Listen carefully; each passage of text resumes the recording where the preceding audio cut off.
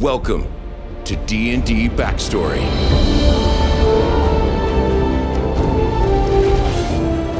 This is the origin of Halwyn Heartbreaker Holthrop, half-elf, Path of the Gridiron Barbarian.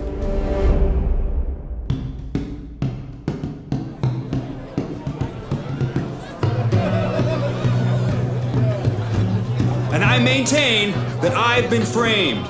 But the League's Committee on Sportsmanship has repeatedly denied my request for a magical truth seeker. So, if you have the parchment, the time, and the inclination, I beg you, write to the committee. My teammates do not deserve this disgrace. Halwyn Heartbreaker Holthrop surveys his audience, awkwardly running a hand back through his shaggy blonde hair, rapidly losing steam as he takes in the tavern around him. Standing as he is in the back corner, the motley patrons of the displaced beast are mostly going about their merry ways, drinking and cavorting without having taken in a word he had said. At the table directly in front of him, 4 halflings are making a point of being thoroughly engrossed in their poker game. The elven maid who had initially asked Halwyn why he looked familiar had long since wandered off, but off to the left, a pair of Goliaths are nodding enthusiastically. Aye, our cousin Jimothy were framed for murder once. He were at that. Of course, little Jimmy killed plenty of folk before. None that didn't deserve it. But for this particular case, the one he was charged for... Totally innocent. The larger of the 2 brothers raises a massive stone bottle and beckons Halwyn to take a seat, still laughing.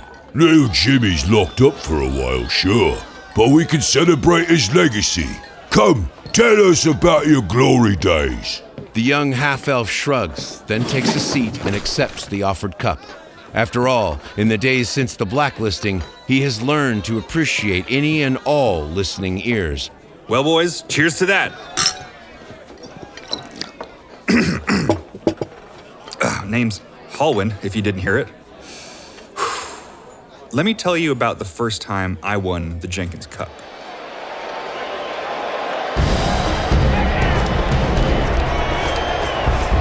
Sunlight and heat beat down mercilessly over the small stadium. The smell of sweat and beer hanging heavy in the air as the crowd roars in anticipation. The final seconds of a championship game bearing down on them. Screaming, chanting fans compete to be heard. Though as the band reaches a finale and the teams take to the field, one name in particular gets taken up by the crowd as a whole.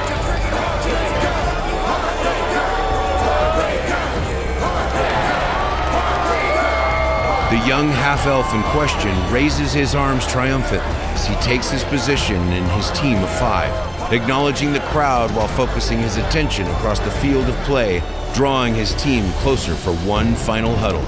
We played hard, boys. We've left buckets of blood on this field, but I need you to be ready to spill a little more. If we score here, it'll all be worth it. Elaine, you fly high and fast, and you stay as high and tight to the corner as you can without leaving the field. Cotton, on my 6. Be ready for the lob. Blazer, Blade, mow them down. Whoever breaks more bones in this drive gets a cut of my sponsorship gold. You ready, boys? Hells yeah, we are. Born ready, Halwyn. Let's rip them to shreds. And let's get it done. Let's go. Ready? Break! The half-elf slams his helm together with the rest of his team. They face off against their opponents, as of yet undefeated this season, and as the official blows his whistle, Halwyn Holthrop sees it all happening in slow motion, as he has every night for weeks. Elaine immediately taking to the sky, wrenching the blunted axe from an opponent's hands as he rockets toward the goal line.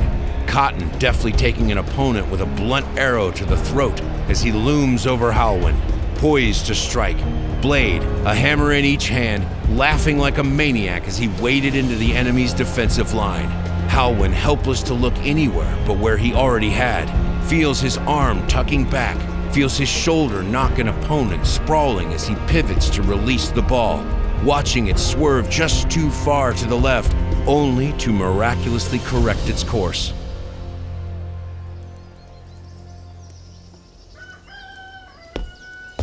The stool underneath him shifts with a jolt, and Halwyn Heartbreaker Holthrop lurches awake, peeling his face up from the table upon which it is currently stuck, running a hand over several days' worth of stubble and frantically attempting to recall the night prior.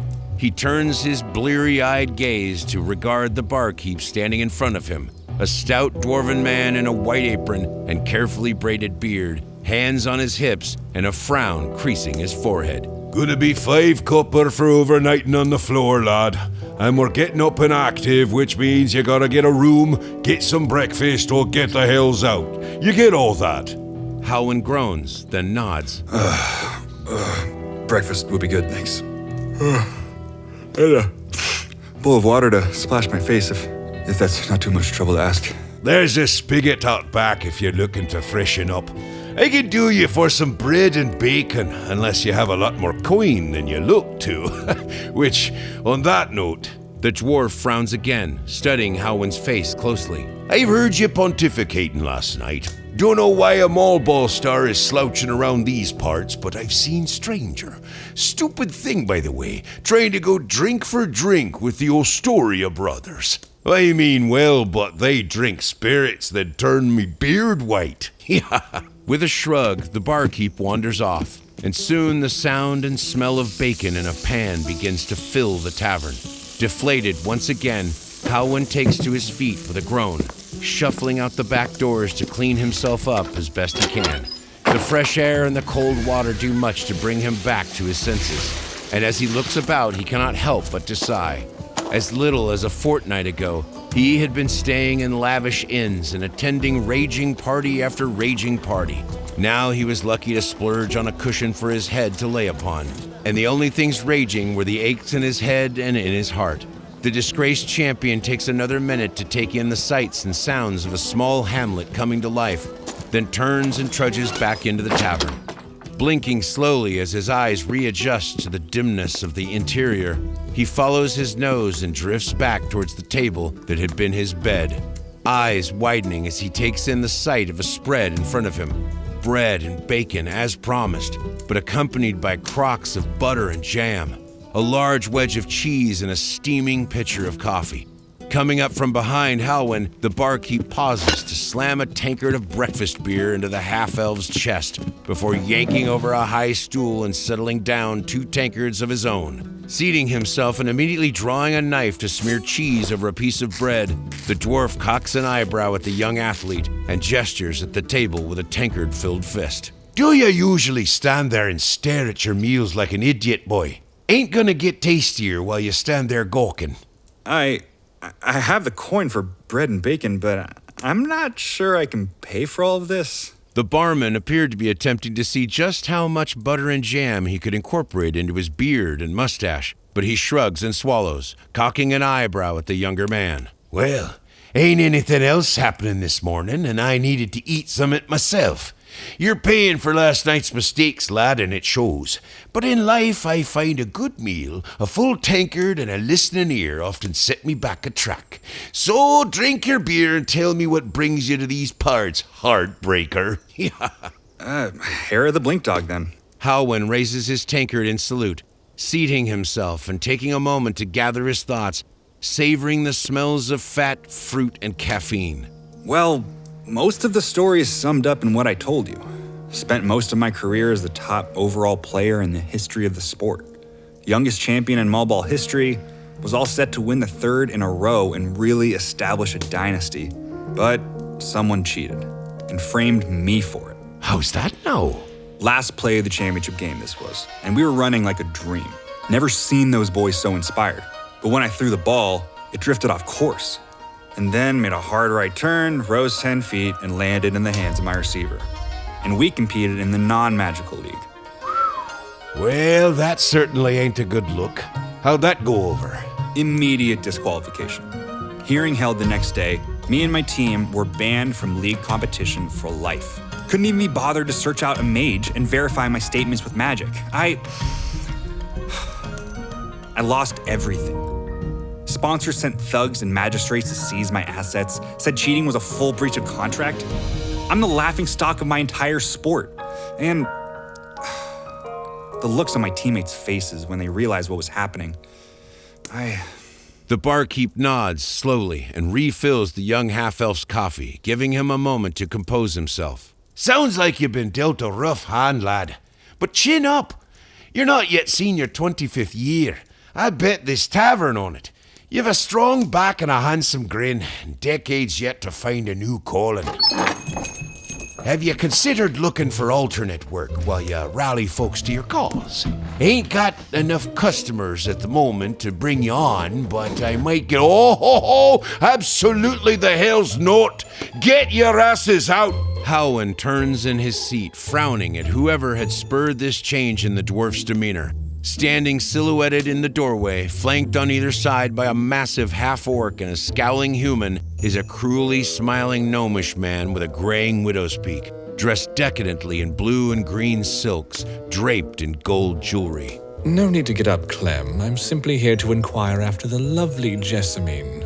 I have yet another offer for her hand, you see. You no good, penny-pinching, scheming bastard! I told you, the next time you walk past that threshold, I'd knock your block off! Is that Horatio again? Let him come make his offer, Clem! Sharpened old Bessie last night, I did! Slowly taking to his feet and glancing about in rising concern, Halwyn catches a glimpse of fiery red hair and a blood-stained cleaver being brandished from behind the kitchen window. Clem, meanwhile, had retrieved a club from behind the bar and was approaching the gnome and his towering bodyguards, bellowing over his shoulder at his sister. You stay put, Jessamine.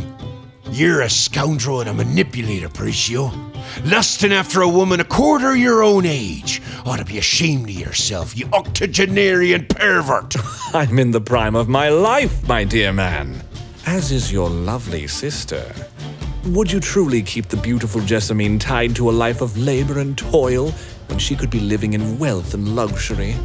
Shame on you, dwarf. Bellowing incoherently, Clem charges forward, but in the blink of an eye, the half-orc draws a sling from behind his back and sends a pellet screaming towards the barman. The lead ball punches through his cheek, sending him tumbling to the floor in a spray of blood and broken teeth. I'm not taking no for an answer this time, dear Clem. Go retrieve my bride-to-be, Tors, before she can leave out the back. The human bodyguard nods and takes off at a dash towards the kitchen, only to run throat first into the outstretched arm of Halwyn Heartbreaker Holthrop, now fully on his feet and turning to face the gnomish merchant and his remaining bodyguard. With barely a glance downwards, Halwyn delivers a kick to the head of the hired thug choking at his feet, absent-mindedly knocking him unconscious, never breaking eye contact with the remaining bodyguard. You shouldn't have done that, kid! And you shouldn't have taken a job to kidnap a young woman, but here we are. Before you come beat me to a pulp, though, a question for your boss. The gnome has taken one step back, drawing a gilded dagger from his belt and eyeing the former Maul Baller warily. Oh? What's that? As far as regulations go, do you know the official difference between a clothesline and a lariat? What? This man's an idiot. Take care of him, Reggie. The half-orc drops his sling and pulls a blackjack from his boot. Unbothered, Halwyn cocks his head at the unconscious human as he takes a deliberate step over him. With a clothesline, you run into it. With a lariat, he explodes into motion, leaping over a table and nearly decapitating Reggie with another outstretched arm. Landing on his feet, the half-elf delivers a quick stomp to the brute's elbow, snapping it cleanly. Grinning savagely, adrenaline surging through his veins for the first time since that last fateful game, he regards the gnomish merchant, now backpedaling swiftly. A lariat runs into you, pal. I don't know who the hells you think you are, but I suspect you might want to skip town. Once Clem here is up to speaking again, you'll probably have one hell of an angry mob on your hands. Does that all make sense? Yes, sir. It sure does. Never would have taken you for a wise man, my good elfling, but I think I'll heed your words. The gnome turns to begin to run away, but is stopped by a hand on his shoulder. Let me help you out. Give you a head start. Halwyn lifts the gnome bodily by his collar before dropping him onto a booted foot, punting him 12 feet forward and sending him tumbling into a roadside ditch. Returning inside, Halwyn is relieved to see Clem sitting up, holding a more or less clean rag to the side of his face. The disgraced former athlete, unsure of what to do with himself, busies himself with tidying up the aftermath of the brawl as Jessamine tended to her brother's wounds. Eventually, with a hastily scrawled "closed till dinner" sign thrown up over the door, the two dwarves and the half-elf seat themselves back over the breakfast table, two of them drinking and Clem holding a mound of bloody ice over the side of his face. You're an idiot, Clem. You know you ain't never been a fighter. And I was the only one of us actually armed! You, on the other hand, Mr. Heartbreaker. The young woman turns to Halwyn. You were like a force of nature there. 'Twere a thing of beauty, that. Now, I don't hear everything from the kitchen, but it sounded like you were halfway through a career change. Clem and I got a cousin, married to a traveling merchant. Fools are on the road right now with a newborn. And they mentioned they'll soon be needing to replace the goblin they've hired on for security. If you've a mind to travel a bit, there's more money to be made on the road with them than there is in this whole town, I do think. What say ye? That was the most alive I've felt since I last played for the league. I think I might miss the fans and the magical scorecard. But I guess a screaming baby isn't too different from a screaming fangirl. Sounds like good pay for good work and good people. More than I expected to find when I peeled myself off your table an hour ago. Excellent. We'll send you right along with the next letter to him. In the meantime, though, this fool of a dwarf is going to be laid up until we can get a proper healer in here. Would earning some proper coin pouring ale and dealing with drunks be beneath you?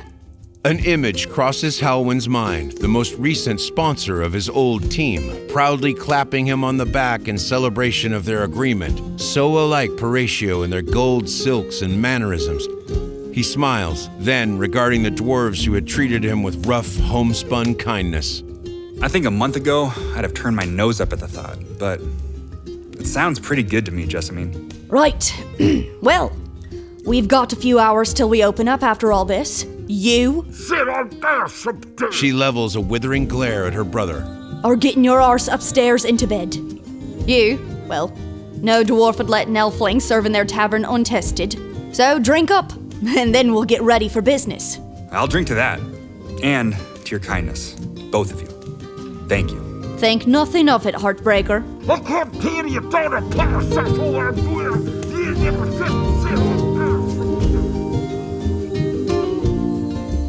Hey, I'm Johnny Stan, and I hope you enjoyed this look at Heartbreaker Holthrop and the Path of the Gridiron Barbarian subclass.